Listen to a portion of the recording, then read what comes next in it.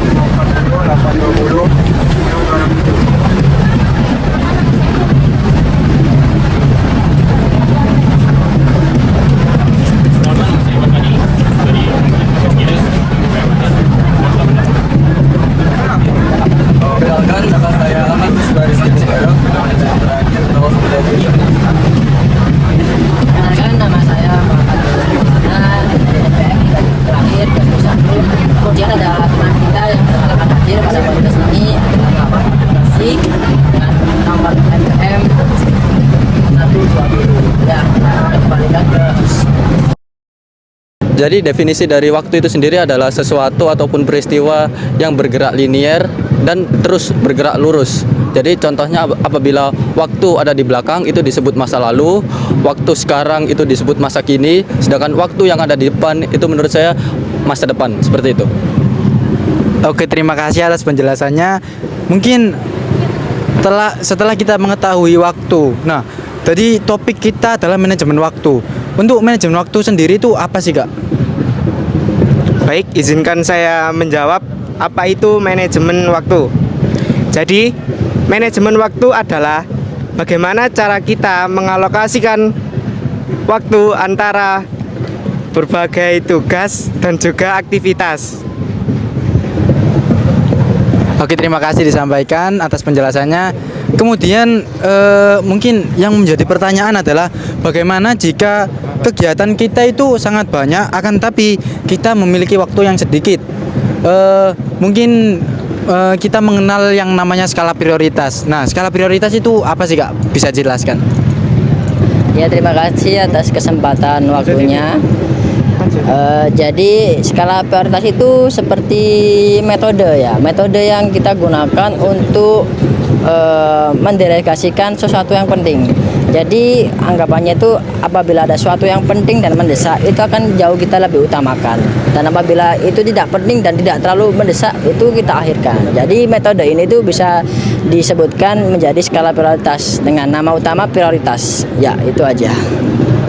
Oke, baik teman-teman, untuk sekarang mengenai skala prioritas. Jadi skala prioritas itu dibagi menjadi 4 ya teman-teman. Yakni ada yang pertama mendesak dan penting, kemudian yang kedua penting tidak mendesak, yang ketiga mendesak tetapi tidak penting, yang keempat tidak mendesak dan tidak penting. Mungkin bisa diberikan contoh mengenai suatu hal yang mendesak dan penting. Oke, mungkin salah satu contohnya hal yang mendesak dan penting itu adalah saya ambil dari lingkup mahasiswa ya. Contohnya seperti tugas dosen. Nah, tugas dosen itu kan contohnya kita diberikan tugas hari ini dengan deadline mungkin nanti malam pukul 12 mungkin ya.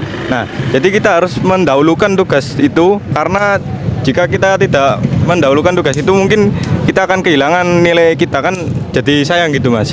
Nah, kita mungkin bisa mengorbankan waktu bermain kita untuk mengutamakan hal yang penting terlebih dahulu, seperti mengerjakan tugas seperti itu. Oke, terima kasih atas pemaparannya. Kemudian untuk yang kedua, penting akan tetapi tidak mendesak. Mungkin bisa dijelaskan? Untuk penting tapi tidak mendesak itu ya seperti traveling, hobi.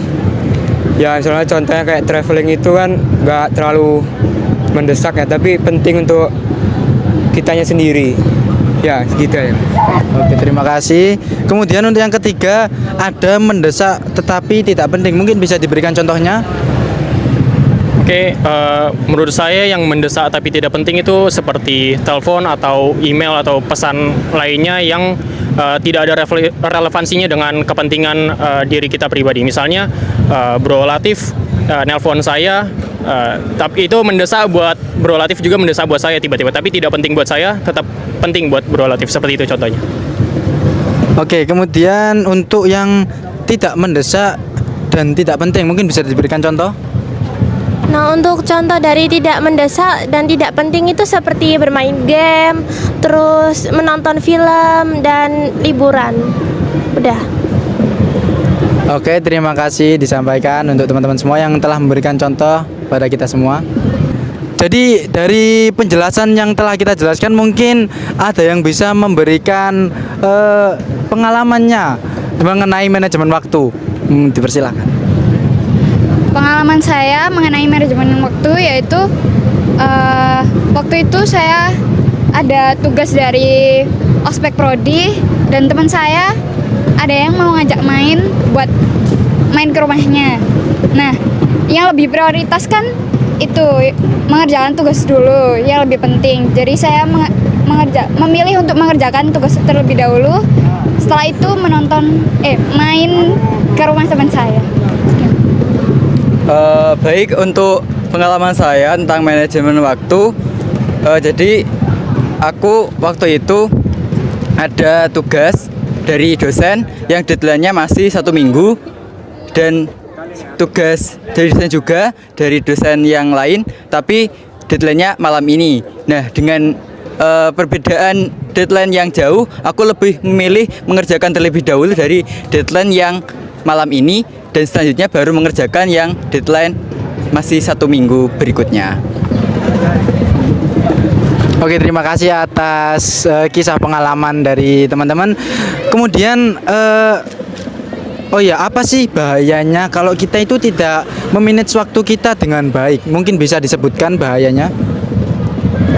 Nah, bahayanya jika kita tidak bisa memanage waktu dengan baik adalah produktivitas kita bakal menurun karena kita cenderung bakal menunda-nunda waktu dalam mengerjakan sesuatu. Nah, terus kita misalnya nunda-nunda waktu ya tentunya kan bakal ngerjainnya di akhir waktu ya, itu tuh bakal terburu-buru juga. Terus pakai sistem kebut semalam yang endingnya tuh hasilnya tuh bakal jelek atau tidak sempurna lah. Intinya itu jangan lupa untuk memanage waktu dengan baik. Oke, terima kasih atas berbagi kisah dan pemaparan materinya. Terima kasih. Oke, teman-teman, baik teman-teman, mungkin kita cukupkan untuk sesi diskusi kita pada sore hari ini.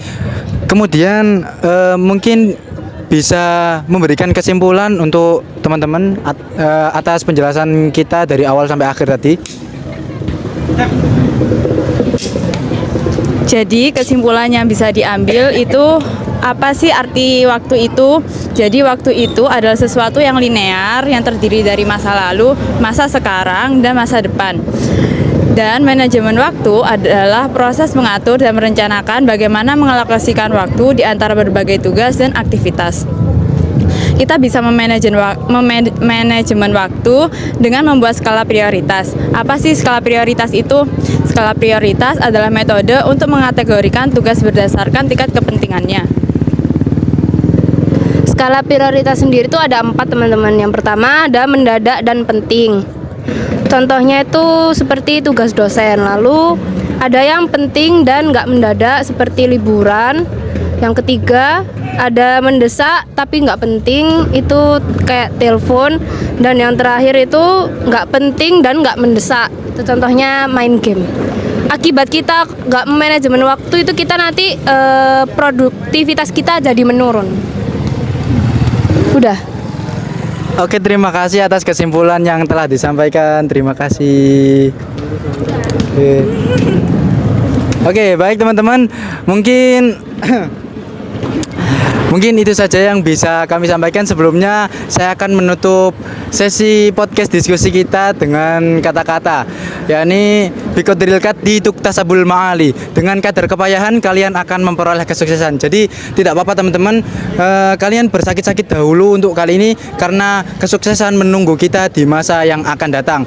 Kemudian jangan salah arah dan jangan salah pilih, karena sebesar apapun suatu hal kalian sesali, jarum jam tidak akan berputar ke kiri. Apabila ada tutur yang kurang teratur dan kata yang kurang tertata, saya mohon maaf mewakili teman-teman semua. Sekian, terima kasih. Wassalamualaikum warahmatullahi wabarakatuh.